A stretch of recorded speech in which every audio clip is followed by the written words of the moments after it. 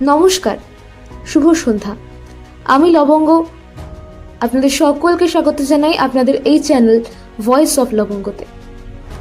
গল্প এবং ছোট গল্পের সম্ভার হোক বা আপনার জীবনের আস্ত কোনো একটা আনন্দের ঘটনা, এখন থেকে এই গল্প, কবিতা, আনন্দ কথা এবং দেওঘরের গপ্প নিয়ে আমি লবঙ্গ থাকছি আপনাদের সঙ্গে প্রতি বুধবার এবং রবিবার ঠিক রাত 9টায়।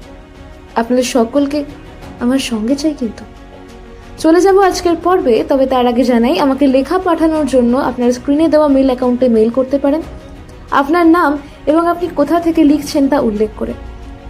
ছোট গল্প বা কবিতার জন্য আপনারা অবশ্যই লেখকের নাম উল্লেখ করবেন। এখন থেকে লবঙ্গ থাকছে আপনাদের জন্য। আপনারা থাকছেন তো?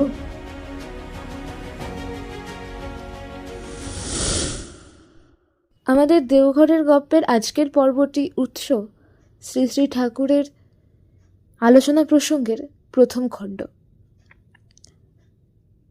2রা কার্তিক, বৃহস্পতিবার, 1346 বঙ্গাব্দ। সকালে পাবনা আশ্রমের বাঁধের ধারে খড়ের ঘরে শ্রী শ্রী ঠাকুরের সামনে এক ঘর লোক বসে আছেন। চন্দননগরের কেষ্টদা বললেন, কেউ মারা গেলে অশৌচের ব্যবস্থা কেন? বিভিন্ন বর্ণের অশৌচ পালনের মধ্যে পার্থক্যের কারণ কি? শ্রী শ্রী ঠাকুর বললেন, সাধারণত মৃত্যুর পরে প্রিয়জন খুব ডিপ্রেসড হয়ে পড়ে, সেই জন্যই অশৌচ। মনটা রিকভার করতে যে বর্ণের যেমন সময় নেয়, সেই বর্ণের অশৌচকাল সেইভাবে স্থিরীকৃত হয়েছে। কেষ্টদা জিজ্ঞাসা করলেন, মাথা ন্যাড়া করে কেন? শ্রী শ্রী ঠাকুর বললেন, মুন্ডনের একটা ফিজিওলজিক্যাল এফেক্ট আছে, হয়তো আলট্রাভায়োলেট রেজ ইত্যাদি ব্রেন অ্যাবজর্ভ করতে পারে। কেষ্টদা জিজ্ঞাসা করলেন, প্রায়শ্চিত্তের ব্যবস্থা কেন? শ্রী শ্রী ঠাকুর বললেন, প্রায়শ্চিত্ত একটা ফিজিওসাইকিক্যাল ট্রিটমেন্ট, মানে শারীর মানুষ চিকিৎসা। কতগুলি জিনিস খেতে হয়, তার মেডিসিনাল এফেক্ট আছে। যেসব স্নায়ু ক্ষতিগ্রস্ত হয় তা সতেজ করে, আর ওর আদত কথা হলো চিত্তশুদ্ধি। এক জনৈক দাদা ছিলেন, তিনি জিজ্ঞাসা করলেন, ঠাকুর মুন্ডন মানে কি? শ্রী শ্রী ঠাকুর বললেন, মুন্ডন মানে আত্মসমর্পণ।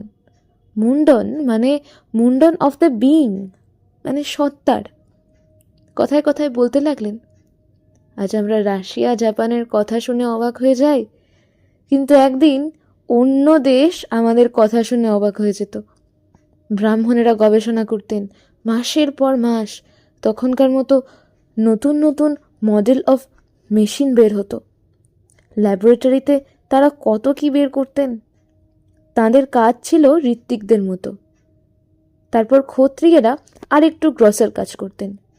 ক্ষতের থেকে ত্রাণ করা ছিল তাদের কাজ। বৈশ্যেরা অন্নের ব্যবস্থা করত। দ্বিজেরা সদাচারগুলিকে অভ্যাসে পরিণত করে ফেলতেন।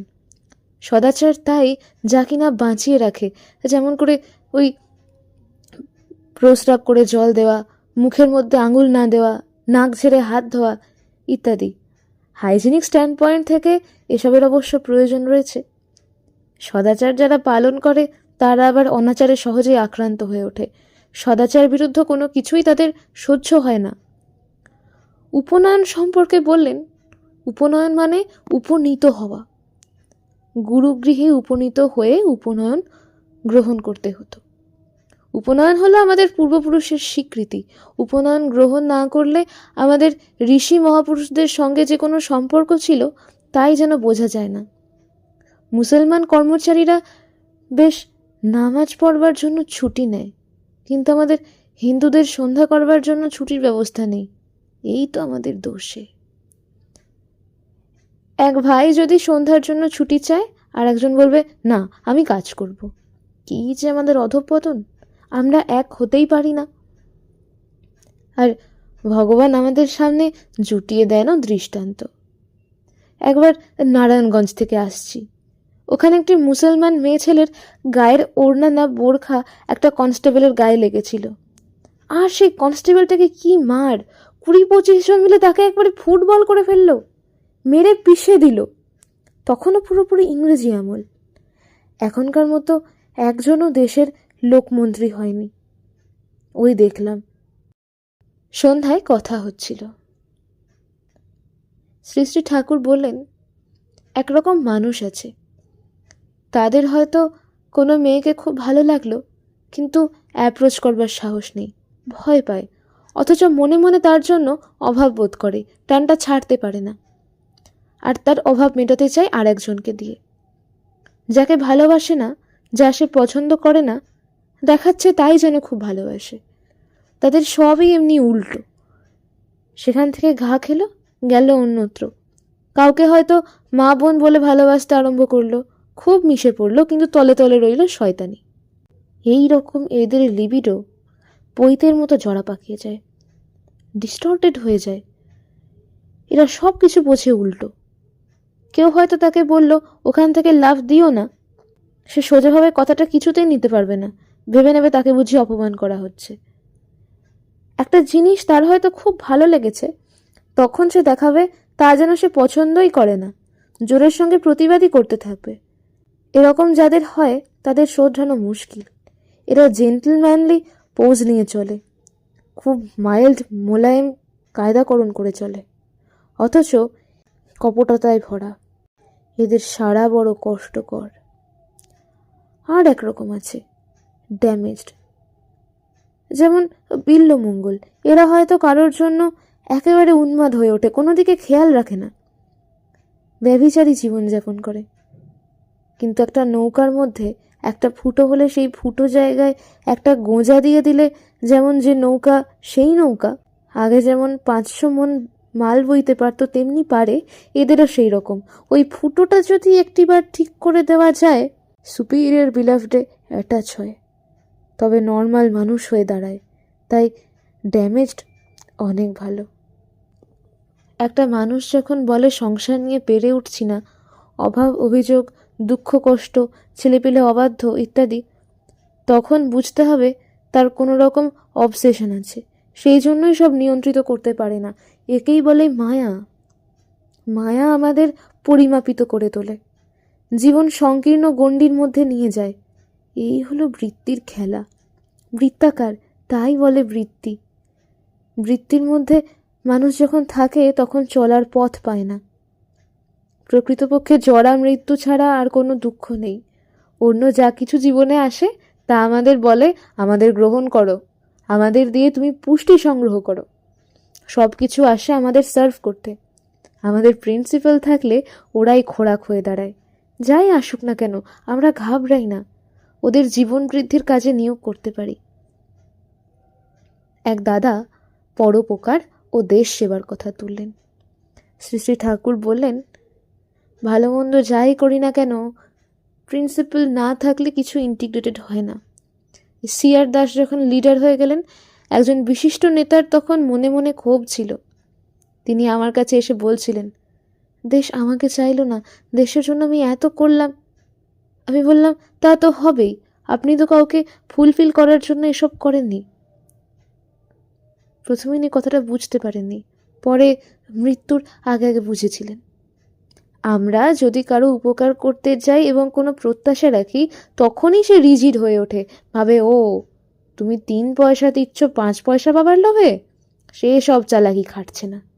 আত্মস্বার্থ আত্মপ্রতিষ্ঠার জন্য কাজ করলে অমন না হয়ে পারে না, কিন্তু ইষ্ট স্বার্থ ইষ্ট প্রতিষ্ঠার জন্য করলে অন্যে তোমার ইষ্টের প্রতি ও সেই সঙ্গে সঙ্গে তোমার প্রতি অনুরক্ত হয়ে ওঠে। তুমি হয়তো বললে, ভাই তোমাকে যা পারলাম দিলাম, তোমার কাছ থেকে আমি এ আর ফিরে চাইনি। ভাই আমার দশাও এই রকম ছিল, তার দয়ায় আমি এখন সব বুঝেছি, সার্থক হয়েছি। এতে মানুষ অটোমেটিক্যালি গ্রেটফুল হয়। কোনো মানুষ যদি এতেও ভালো না হয়, তবে বহুদিন ধরে ইষ্টানুগ সেবা ও অনুধাবন করলে ঠিক হয়ে যায়, যদি কিনা জন্মগত ব্যত্যয় না থাকে। প্রকৃতির নিয়মই এরকম। তুমি হয়তো তোমার স্ত্রীর ডালে ফোড়ন দিয়ে দিচ্ছ, তরকারি কুটছো, ছেলে মেয়ে রাখছো, অথচ তোমার পুরুষত্ব নেই। তোমার স্ত্রী তখন তোমাকে পেয়ে বসবে, তোমার ওপর দৌরাত্ম্য করবে, তোমার জন্য এতটুকু ভাববে না, তোমার কথা শুনবে না। কিন্তু তুমি যদি বলো, তোমার মতো কত মেয়ে আছে, তুমি যদি আমার মা বাবার সেবা না করো, তুমি আমার কেউ নয়। দেখবে তোমার স্ত্রী আপনা থেকেই ঠিক পথে চলবে। মানুষকে বৃত্তিমাফিক সেবা করবার ফলে উভয়েরই সর্বনাশ হয়, কিন্তু শ্রেয় কাউকে ফুলফিল করার জন্য যদি সেবা করা যায়, সকলেই মঙ্গলের অধিকারী হয়। যতীনদা বললেন, একজনকে দেখে কি করে বুঝবো ইনি আমার গুরু হওয়ার উপযুক্ত কিনা? বিশ্বাস আসবে কি করে? শ্রী শ্রী ঠাকুর বললেন, দেখা মাত্রই কি বোঝা যায়? কেউ কেউ পারে, তবে সঙ্গ করলে বোঝা যায়। সঙ্গ করলে শ্রদ্ধা আসে, শ্রদ্ধার ফলে দোষ দর্শন দূর হয়ে যায়। ভালোটাকে মন্দ বলে দেখবার প্রবৃত্তি থাকে না, আর মন্দ বলে কিছু দেখতেও পাই না। তারপর আসে বিশ্বাস। বিশ্বাস আসলে আমরা প্রশ্ন শূন্য হয়ে দাঁড়াই, তৃপ্তিতে আমাদের মন ভরে যায়। এতে জন্মে প্রেম, ভালোবাসা, টান, আর প্রেম আত্মসমর্পণে পরিণত হয়। প্রিয় ছাড়া আমরা আর কিছু জানি না। শ্রী শ্রী ঠাকুর এরপর হরেন ভদ্রদাদাকে ডেকে একজন রোগীর জন্য 8টা কমলা আনতে দিলেন। ইষ্টপ্রাণতা প্রসঙ্গে কথা উঠল। বললেন, ইষ্টপ্রাণতা 3 রকমের। সবচেয়ে ভালো হলো বৃত্তিভেদী অনুরাগ। যে বৃত্তি আমার ইষ্টকে ফুলফিল করে না, তার সঙ্গে কোনো সম্পর্ক নেই। আর যা কোনো না কোনোভাবে ইষ্টকে ফুলফিল করে, সে সম্বন্ধে আমার কোনো প্রশ্ন নেই, করবই। আর এক রকম প্যাশন কম্প্রোমাইজিং, অর্থাৎ প্রবৃত্তির সঙ্গে আপোষকারী। আমার কমপ্লেক্সের সঙ্গে যতটুকু খাপ খায়, ইষ্টকে ততটুকু ফলো করি। আর নিকৃষ্ট হচ্ছে প্যাশনেট, মানে প্রবৃত্তিমুখী। এখানে ইষ্টকে আমার বৃত্তির ফুলফিলমেন্টের জন্য ইউটিলাইজ করি। এমন করে বলি, ঠাকুর আমি তোমায় কত ভক্তি করি, ডাকি, দিন রাত কাঁদি। ঠাকুর ওই মেয়েটার সঙ্গে আমার বিয়েটা যদি ঘটিয়ে দাও, তাহলে তুমি প্রকৃত ঠাকুর, তবে তোমায় ভোগ দেব, ইত্যাদি। এরপর কেষ্টদা, ভোলানাথদা প্রভৃতি এসে পড়লেন। আজ সারাদিন শ্রী শ্রী ঠাকুর কেষ্টদার কথা বারবার জিজ্ঞাসা করছেন। কেষ্টদা আসতেই কি স্ফূর্তি! বললেন, আমি ভাবছিলাম আপনি হারিয়ে গেছেন নাকি। কেষ্টদা উপস্থিত সকলেই হেসে ফেললেন। শ্রী শ্রী ঠাকুরও সঙ্গে সঙ্গে হাসতে লাগলেন। ভোলানাথদা পায়ের ব্যথার কথা জানালেন। শ্রী শ্রী ঠাকুর আনন্দ আবেগে বলতে থাকলেন, আপনি ওই ন্যাংরা পা নিয়ে যা করে এসেছেন, সে তো একটা অমানুষী কাণ্ড, আমি তো ভাবতেই পারি না। শ্রী শ্রী ঠাকুরের মুখে এরকম প্রাণ মাতানো কথা শুনলে দুনিয়ার দুঃখ কষ্ট সব ভুলে যেতে হয়। যারা শোনে, যারা দেখে তাকে, তারাই শুধু বোধ করতে পারে এর মর্ম। শিরায় শিরায় আনন্দের ঢেউ খেলে যায়। বিশ্বগ্রাসী ব্যগ্রতা নিয়ে নিখিলের রন্ধ্রে রন্ধ্রে তাকে প্রতিষ্ঠা করার উন্মাদ আকাঙ্ক্ষা তাদের উদ্বেল করে তোলে। দেওঘরের গপ্পের আজকের পর্বটি এখানেই শেষ হচ্ছে। সকলের সঙ্গে থাকুন এর পরবর্তী পর্বগুলোর সাথে। আপনাদের সকলের সুস্থতা কামনা করি পরমপিতার শ্রীচরণে। সকলে সুস্থ থাকবেন, ভালো থাকবেন। জয় গুরু, বন্দে পুরুষোত্তমম।